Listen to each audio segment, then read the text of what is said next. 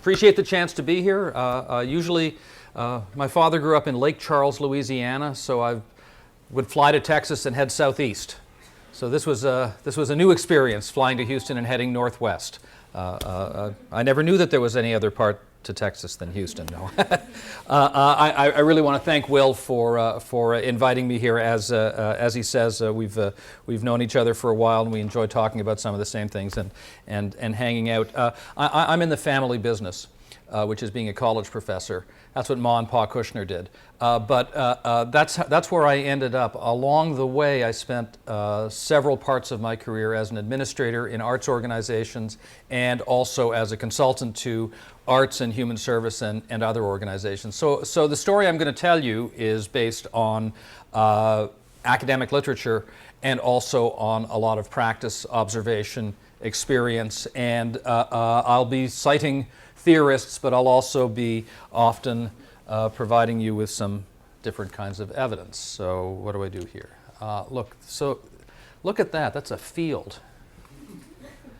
Well, let me tell you that I have camped in this field at 20 spots for 2 or 3 days in August every year. And right here is the stage where I've gone to hear music. This is the Philadelphia Folk Festival. Anybody ever been to the Philadelphia Folk Festival? What's wrong with you all? So this is what it looks like in every boomer in Philadelphia and the Northeast and their kids come out. They dress in tie-dye. They come and play folk music. It's a wonderful institution. It's been going on for about 50 years. And for 40 years, it's been in that spot, which is around 25 miles outside of Center City, Philadelphia. The Philadelphia Folk Song Society is the nonprofit 501c3 that puts it on. Until 3 years ago, the Folk Song Society had 1.5 staff people and about 1,500 volunteers and a very committed board of directors. Now, the reason I tell you this story is because they don't own that land. They rent it from the same family, and they have for decades. Now, where does that show up in their formal statement of strengths and weaknesses that they might make in a strategic plan, right? Where is that on their formal balance sheet? It's nowhere, and yet they are done without it. It's a particular kind of asset. And I started thinking about that, and I started thinking about this idea of stewardship. Taking care of the things of the past as they relate to the policies and strategies we want to have for the future. So the Folk Song Society, great relationships, which I put in bold, for this ideal site for 40 years. The matriarch of the family that owns it, the Godshall family, actually passed away several weeks ago, and the entire board of the Folk Song Society went to the memorial service to maintain the relationship. Right, so that's a matter of the care that they took of that relationship, and I want to talk as we get on about how that relationship and the site are assets. Assets to be husbanded, to be guarded, to be exploited. Another organization, it's October. Everything's pink, right? Pink is everywhere for breast cancer awareness. Now, for years, the premier national nonprofit organization that promoted pink and the pink ribbon was Susan G. Komen for the Cure, which had at one point been called the Susan G. Komen Foundation. At the beginning of last year, Komen engaged in a politically divisive issue, which is that the board deliberately decided to withhold funds from some Planned Parenthood organizations. Now, agree or disagree, that's a different question, but the consequence was they lost market share, they lost some legitimacy, they lost members of their executive team, they lost chapter leaders around the country, and if you have been, you can't get away from pink in October. You know, it's all over the football games, it's all over everything. Very little of it anymore says Susan G. Komen for the Cure. It says breast cancer awareness. So they had brand identity and they dissipated it. They didn't steward, they didn't take care of effectively their asset. So what I'm going to work towards in the next little while, and be happy to take questions as I go or at the end, is the story of how nonprofit boards ought to construct in their minds what those assets and liabilities are, and how they should work to use them to improve the performance of their organizations and deliver the social value that they're supposed to create. So, an outline of what I'm going to say. I'm going to talk about what nonprofit directors worry about. Will and I have a paper that we're going to work on this afternoon that we're giving that it really focuses on this, and we're using some somewhat different language, but these are some of the issues. I'm going to suggest that there are some dimensions of principles and value that nonprofit boards worry about, and that there are things where they could be low or high values of on these particular issues of principle. Then I'm going to talk and that's sort of a little adventurous, then I'm going to talk about something that's a little more conventional, which is different from what they worry about. What are nonprofit boards supposed to do? What is their work supposed to be? Their roles and responsibilities, right? So what's important to them in their hearts and minds is one thing. What is the work that they're supposed to do? Who here is a volunteer on the board of a nonprofit organization? Okay, it's all for you, buddy. What do you want to hear? The moment will come. The moment will come when you'll know. When you'll know. What organization, if I can? It's a small organization. We run Northwest Model United Nations collegiate conferences in the Pacific Northwest. Oh, okay, great. We oversee 3 different conferences every year. And it's partly modeled on United Nations? It's affiliated with the National Model United Nations in New York. Okay. But we're a regional one with Pacific Northwest. So I will come back to that because there's an element that relates. And Will here is a board chair at United Way of the Brazos Valley. Okay, so I said there's these values and principles. Stewardship is one of them. How important is stewardship to you as a director?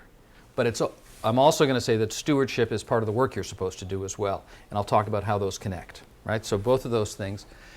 Then I'm going to introduce a concept from accounting. You're all MPA students or something like that. Have you had accounting courses? Okay, so I won't get too adventurous past what you've encountered. But I'm going to introduce the idea of the invisible balance sheet, which has invisible assets and invisible liabilities and invisible net assets. And if you don't like the word invisible, you can use ephemeral. But you won't be able to see them, and they're not the intangibles which sometimes occur. So how does stewardship work in the presence of the invisible balance sheet, the IBS? And then what does this mean for thinking about theory? What does it mean for thinking about practice? And that's where we're heading over the next little while. So I start, and I'll sort of go through this a little quickly, but this part of it, because it's not the main focus of what I want to talk about. These idea of dimensions of board values, principles, morals, things that are important to you, and I think the term value is important because it implies what you would sacrifice something for. Not just what you say is important, but would you actually give something away for that? And in decision making, people have criteria. They have criteria that they use, and criteria have different weights. They have different impacts. This one could be worth 10% of your 100% of all criteria, and that one could be worth 60% if it's the most important one. So I think of these values as making up the criteria that boards use when they're making decisions. Again, different from their roles and responsibilities, which might state what the decisions are that they have to make, but the things that are in their hearts and minds as they make those decisions. How the board itself functions is one of those. The cohesion among board members is one of them. And this is something that I know that Will and some of our other colleagues in Arnova have written about.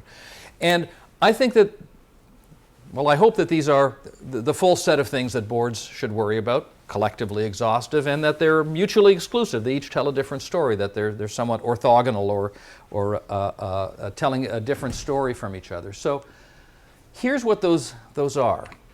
And I'll explain a little bit about what each of them might mean.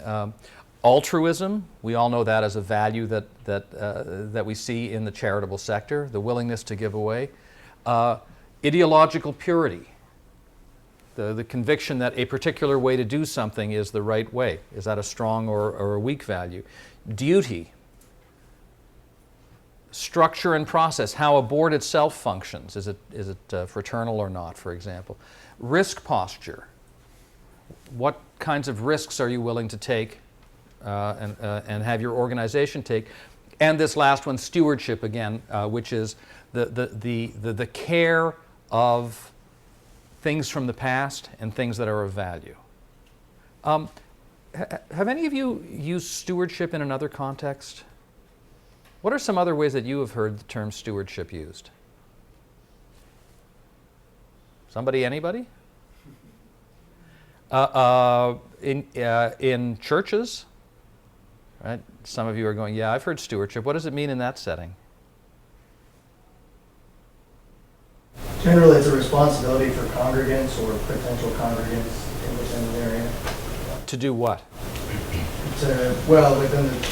To see to their religious and spiritual needs if they're standing within the church, but also to temporal needs, depending on your church's outlook on that kind of thing, welfare, etc.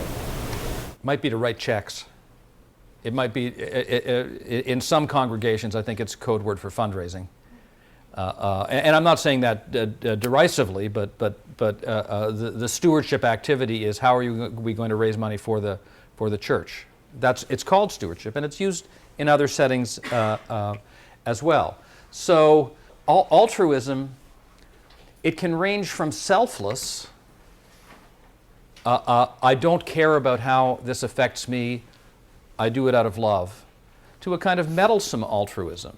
This is from a book by David Collard called Altruism and Economy. Sometimes the nature of the generosity that people practice is dictated by the effect that they want to have. You will listen to more Dixieland, right? For example. And that actually kind of relates a little bit to the second one, which is ideological purity. In my paper, I give some examples of organizations that have somewhat stumbled or in some cases thrived on the issue of ideological purity, the belief that a particular method or approach is the right way for their service to be delivered. So on the one hand, educational organizations. Suzuki, anybody here take Suzuki violin? There's a way to learn the violin. Montessori, right? Montessori education, Waldorf education. These are methods. They have a structure and an ideology that goes with them. So the boards of those organizations, local or national or even global, might be concerned about sticking to that. Now, an organization that got itself into, I shouldn't say it got itself into trouble, because that's inappropriate, but that certainly engendered or experienced controversy is Boy Scouts of America, which in the last few years has had to tangle, and the board very conspicuously earlier this year with the issue of whether and how to admit homosexuals. So that is a decision that went counter to the prior ideology. Again, just showing that as an example that there can be high or low. But there's plenty of ways to educate youth, and there's plenty of ways to do music lessons besides Suzuki, and there's plenty of youth participation and membership organizations that have heterodox, they have diverse, they have open principles, right? So they're not so ideologically pure. Duty is an important construct in governance. It's a legal construct. Board members owe their organizations the duty of loyalty, the duty of obedience, and one other duty, the duty of care, right? Thank you, right? So there's the commitment that different directors have to that can range from this is absolutely what I'll do to, as I say on the right-hand side, whatever, dude, you know, I'll take care of that after I, take care of something else, right? So there's different levels of conviction. Those are value dimensions. Some boards are extraordinarily cohesive and fraternal. Clubs are, certainly. I do research on choirs, on choruses. And every year I do I do a report for Chorus America, for the National Service Organization for Choruses. We ask, how many singers are on your board? And I take that as a fraction of the whole board. It turns out that, especially for the smaller and community nonprofit organizations that are in the choral music field, a majority of their singers of their board members are singers.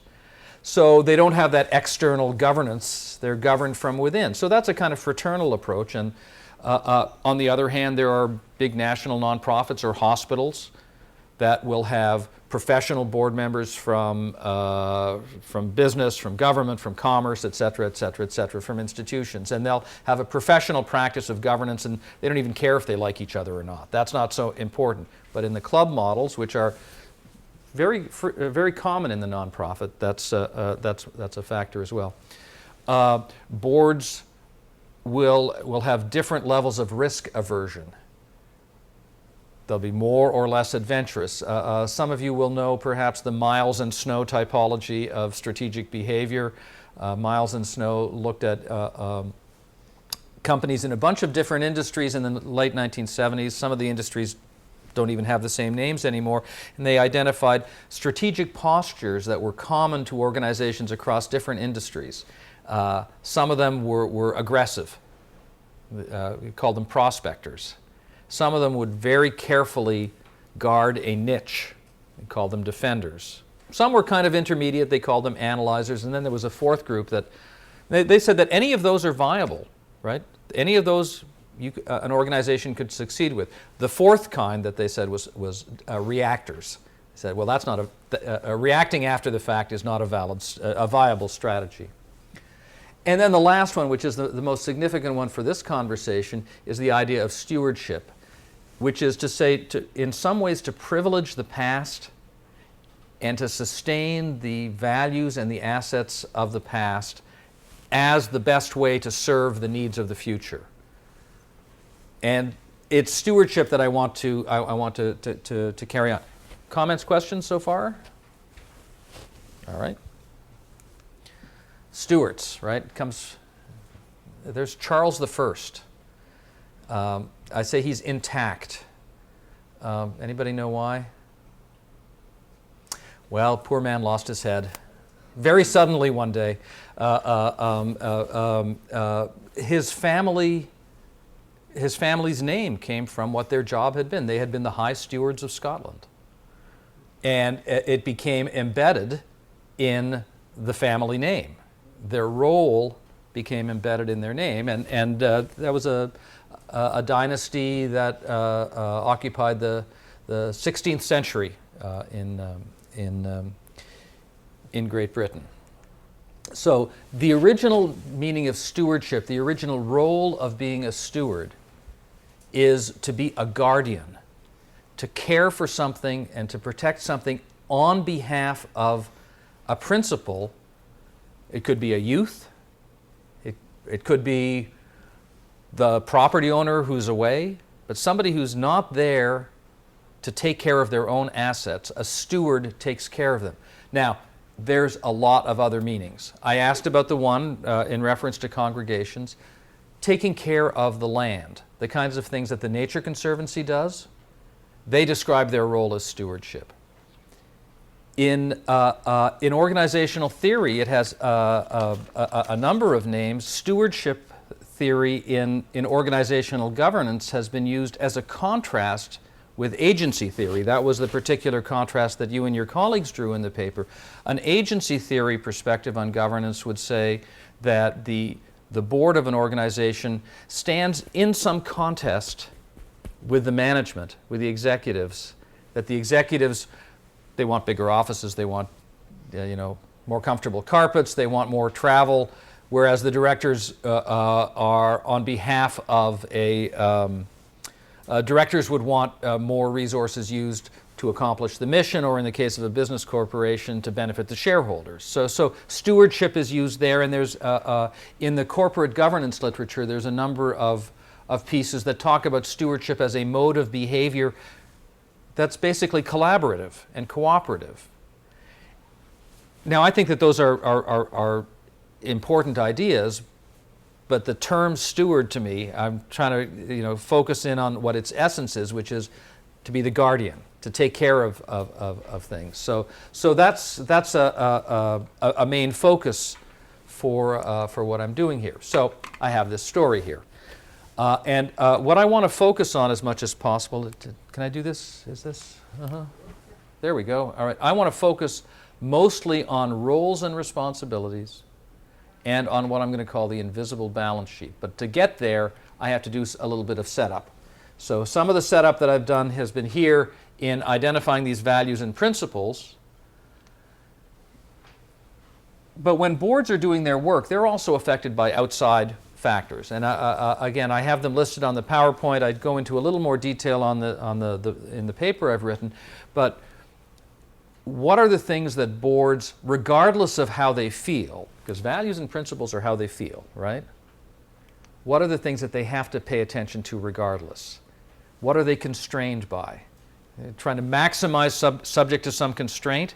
If they're trying to maximize attainment of wherever they stand on these different value dimensions, they still have some limits on what they can do. And some of them are path dependence, which is a fancy word for history. Path dependence means you have to play with the cards you're dealt. And whatever happened in the past, you have to manage within the constraints that those past decisions or past conditions create. A lot of the work that I do is with nonprofit arts organizations. Very, very frequently, I've encountered the story of nonprofit arts organizations that really wanted to have a great concert hall. So they did a capital campaign to do the concert hall, and they just about barely paid for it. But they didn't raise enough money to pay to fill it. They couldn't program it. So they're capital rich and program poor. That's an example of a past decision that was made that they're limited by. So regardless of how they feel about all of these things, they might have an ideology of only presenting the most exquisite performing arts. But they got to fill the place, so they're going to do the Led Zeppelin tribute band instead. Right? And this actually happens, and it happens very often. Sometimes it's an ABBA tribute band. And then a second concern and constraint that they have to worry about, regardless of how they feel about things, is what does the environment say?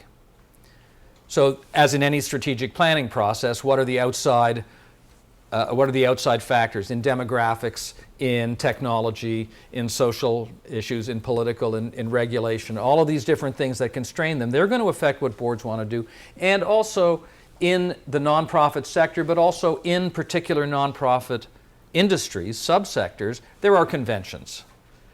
Professional societies operate in one way.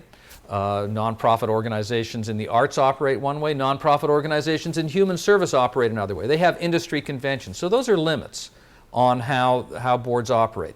Again, not as significant in the story as the values and principles, but I want to make clear that they're part of the roles and responsibilities. So the work that nonprofit directors do and the work that boards do is influenced in part by what's in their hearts and in part by what they have to work with. And the actual responsibilities that they have are, well, there they are, these four. And this is a fairly vanilla list of concerns and of roles and responsibilities. These are the things that in much of the literature that Will and I read and that I'm sure that many of you look at as well, this is what nonprofit directors and boards are supposed to do. They're supposed to monitor. Consequence of path dependence and external constraints. 20 years ago, there was relatively little scrutiny of what nonprofits did. Now, you have to account for every dollar. You've got important obligations to external stakeholders and internal stakeholders. Part of governance is reviewing your own organization's activities. Part of it is preparing yourself to be reviewed by outside entities, right? So monitoring, that's a key responsibility. Resource development. On the board that you're on, are you expected to write a check? On the boards that I'm on, I'm expected to write a check. Our board's pretty young, and so most of us are not very well off, but we're not expected necessarily to write an individual check, but we are expected to fundraise to get other people to write a check. Give or get, right? That, give or get is a common model. So directors have to do boundary spanning. They have to look out in their community and figure out who's there. They have to build networks. They have to build relationships. They have to position themselves to be able to do that. And the amount of resources that they have to get is going to depend in part on the extent to which an organization can earn its own revenue through its services, right? So donative organizations, human service organizations in particular, their customers can't pay them anything, so they have all the more to raise from others. So that's one. A third one is planning. And I think that's something that'll be fairly clear, both at the business level. Most nonprofits are small. Most nonprofits, the typical size, the median size for nonprofit organizations in the U.S. is a budget of about $500,000. Just not that many people there, right? That's going to be a small group of people. So. Planning is sometimes strategic, sometimes it's just at the business level, at the program level, at the operating level, but we understand that to be a responsibility of governance. And then this fourth one, which again I'm focusing on, is the idea of stewardship, and that is for some organizations recognizing the importance of the heritage that they have and the past that they have.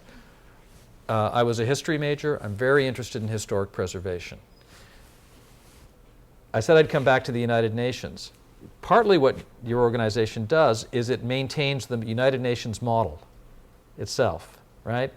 That's in a way a sense of ideology, you might call it, but it's preserving what the United Nations is in a micro sense for others to do. So you're not modeling it after some other way of nations getting together and talk. You're specifically the United Nations is the model. I hope I'm not reading too much into that. Nope. No, okay.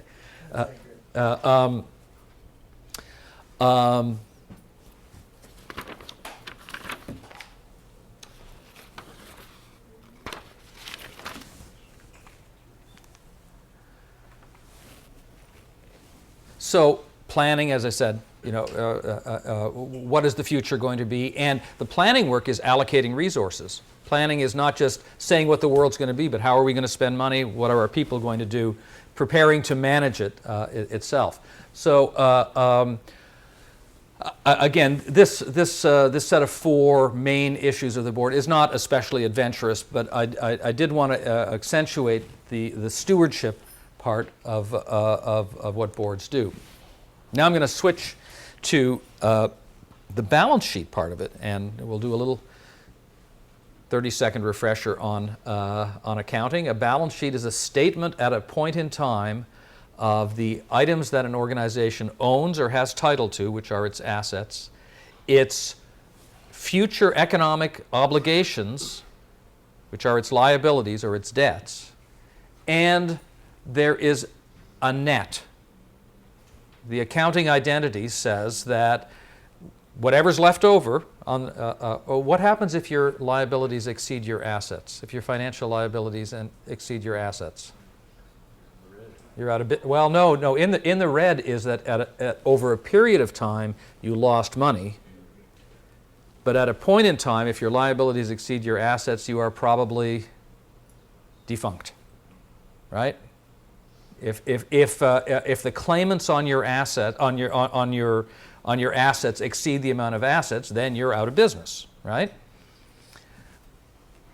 But we don't see those organizations too much because they're defunct. The ones that are still living, right, they have some positive net assets.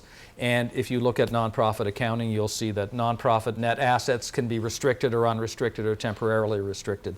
Those are some of the kinds of issues. In business, the net assets are typically called owner's equity or net worth, shareholders' equity, depending on the particular statement.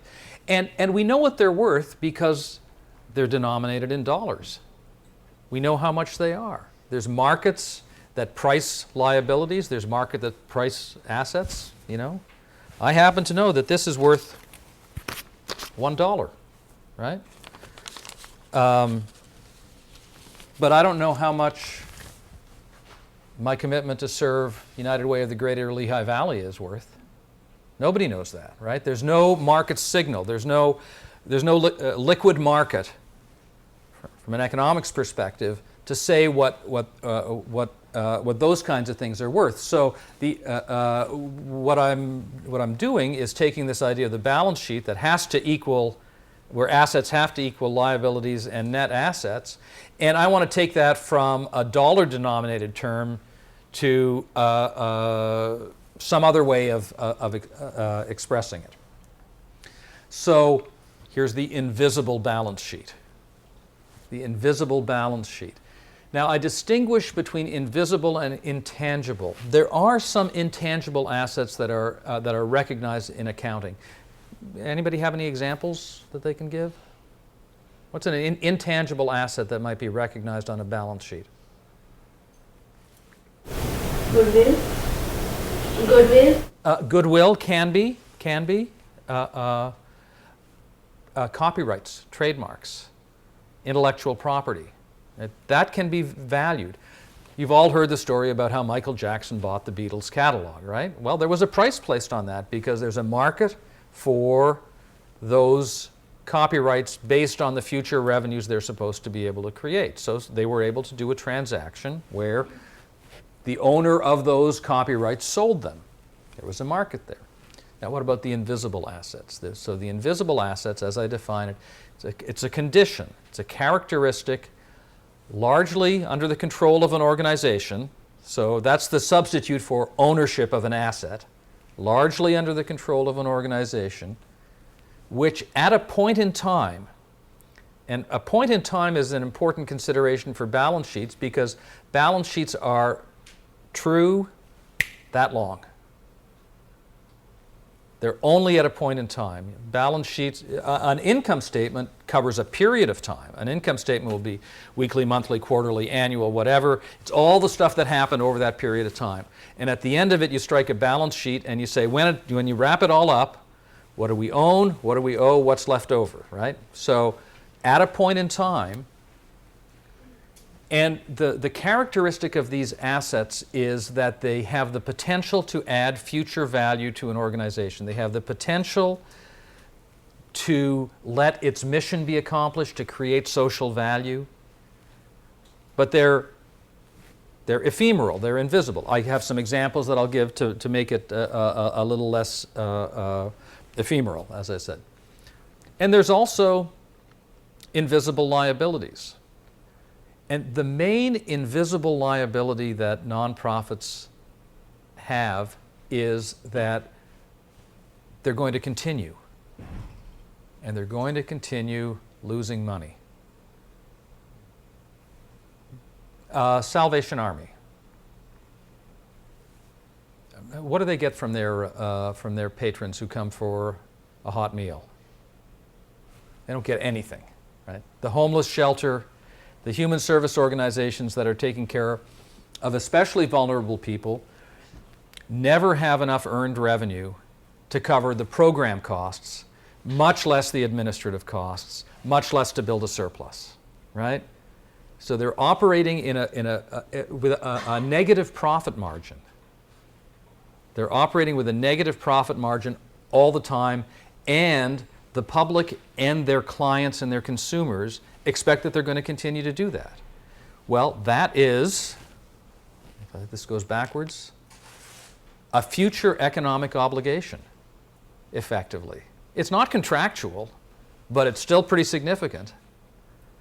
It's not that they have a contract that in 2016 there'll still be a soup kitchen in College Station.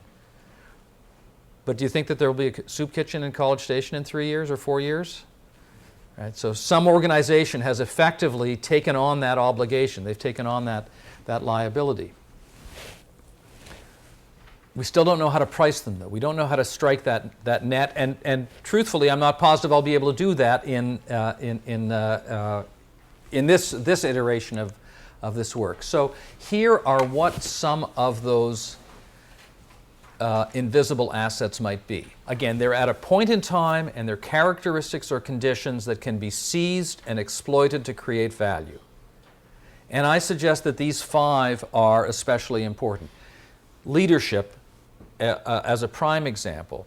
And there could be other kinds of skilled human capital, a skilled technician, a skilled therapist, a skilled artist. In the paper, I used the example of Gustavo Dudamel. Any of you know who he is?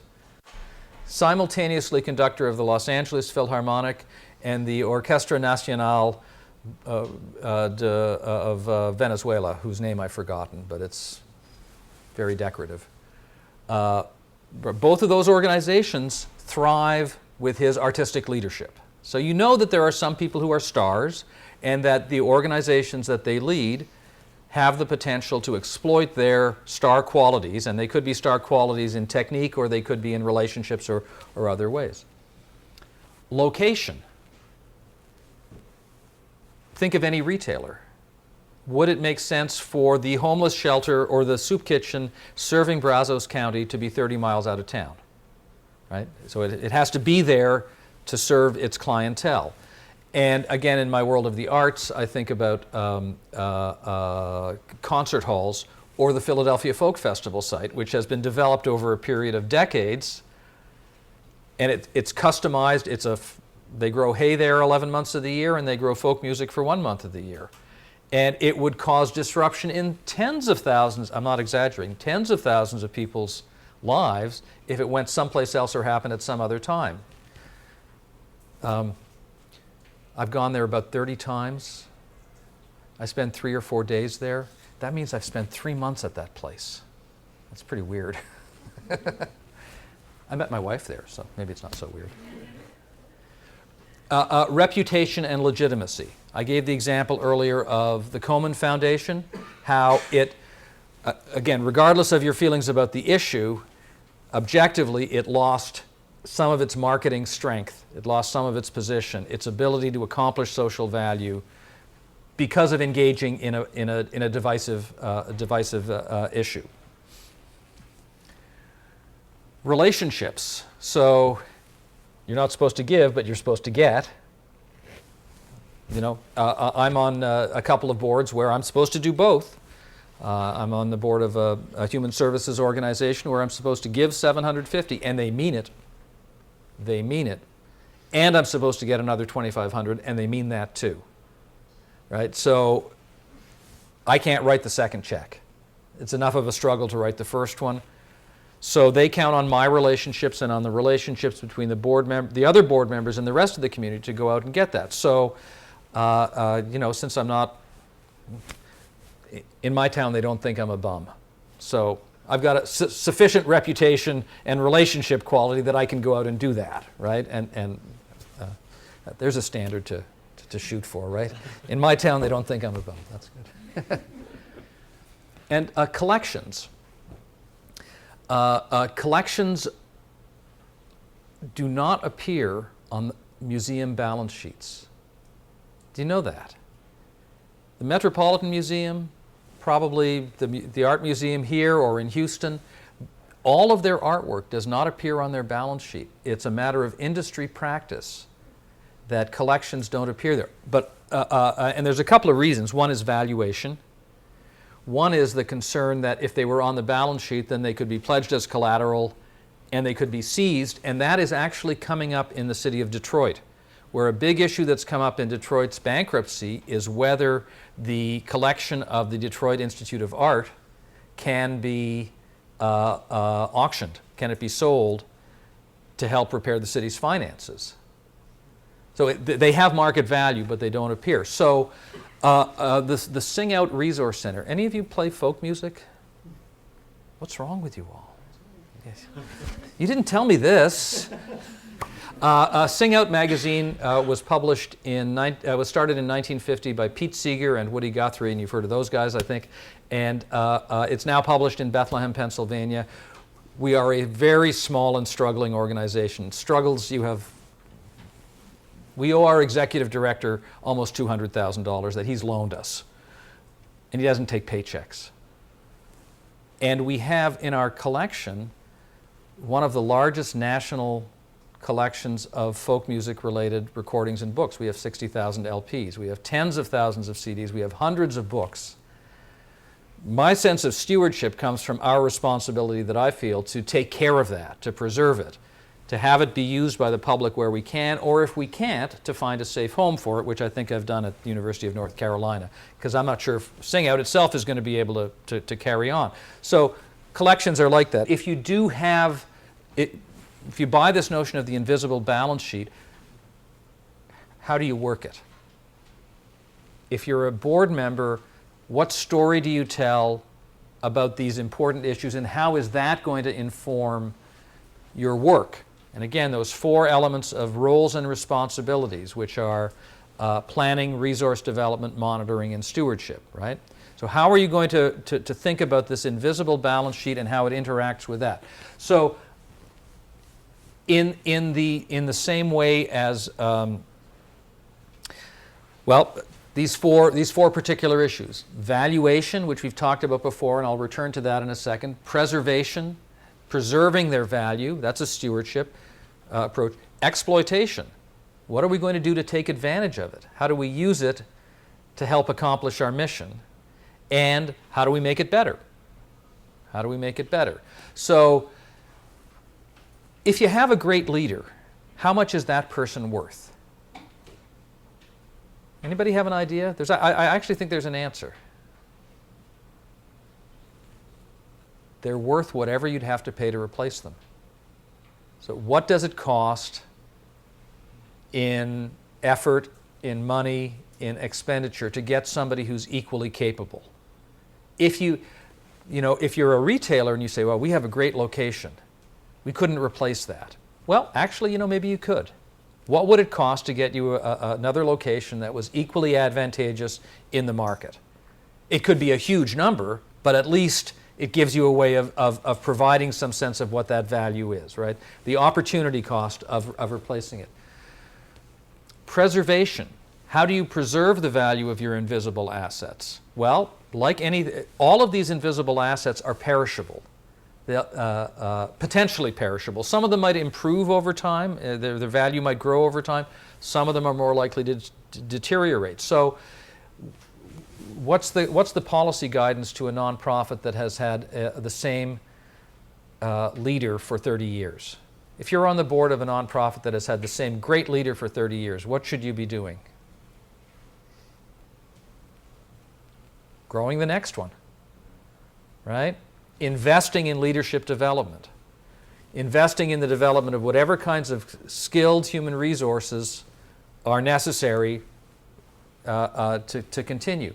And if you're concerned about legitimacy and reputation, if they're important assets, you invest in public relationships. If relationships themselves, in public relations, if external relationships themselves are critical, you invest in them. So this becomes somewhat guidance for what boards should do, and not say, oh, well, we've got this great person, that's all we need to do, right? That they should think of them as assets to be husbanded and guarded and improved.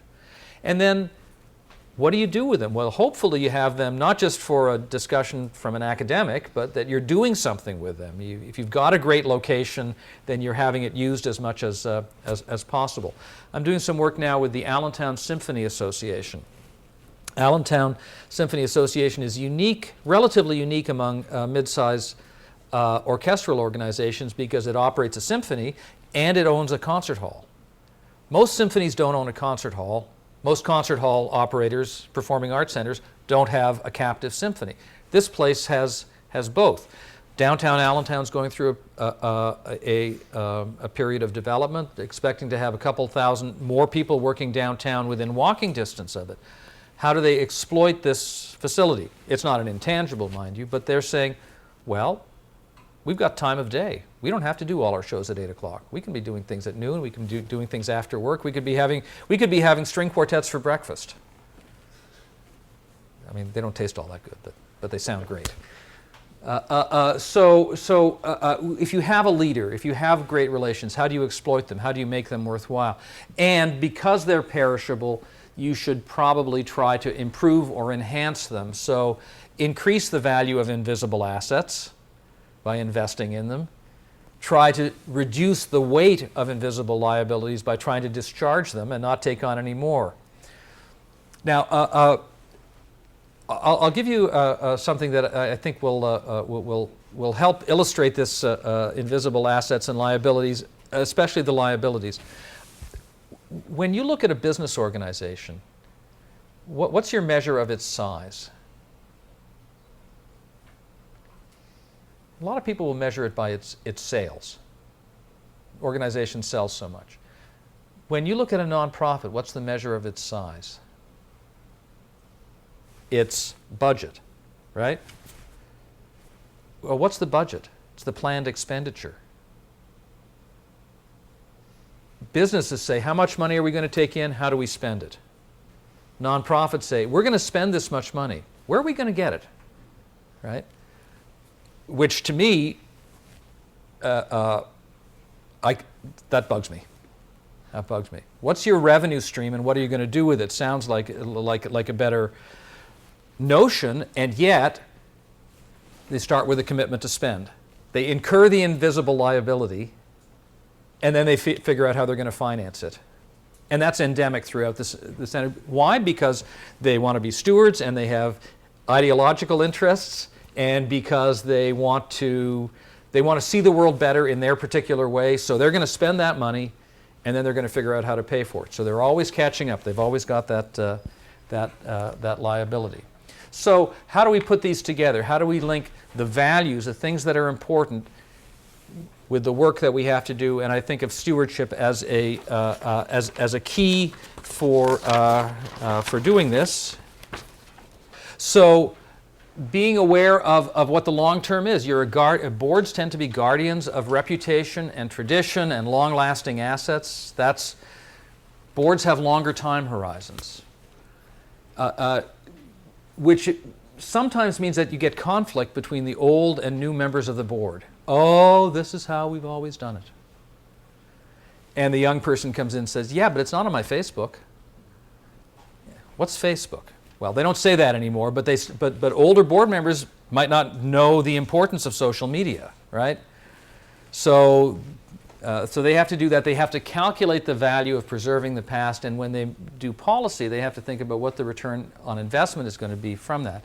And they have to think about the calculation of their future strategy, how much is based on past assets, and how much of it is based on future possibilities. Now, I think that this is much more the work of governance and the work of boards than it is of management and staff, because I think of boards as having a longer time horizon. So what does this mean? Well, first, I made this stuff up, so somebody should do some research to find out if it makes any sense or not. That would be a first thing. And empirically, I'm not quite sure how to do that. So I'll talk about the ideas, but also want to recognize that while we talk principally about nonprofit organizations, the book that Will recently edited with Chris Cornforth, one of Chris's papers said this is not just an organization level construct. It also applies to other levels of governance. The idea that there is variation in the importance of stewardship. Different organizations are going to think about it in different way. And one last thing is, to what period of time do boards pay attention? If they're paying attention to the past, then they're mostly monitoring. What happened, right? We are accountable for what happened in the past. As their attention grows to the present and the future, they're trying to finance the future with resource development. They're trying to understand what weight of the past ought to go into their work. That's the stewardship, and planning is when they're thinking about the future. So I started out writing one paper. I wrote two. I kind of crammed them in here today. And that's... Not all we got, I guess. Thanks.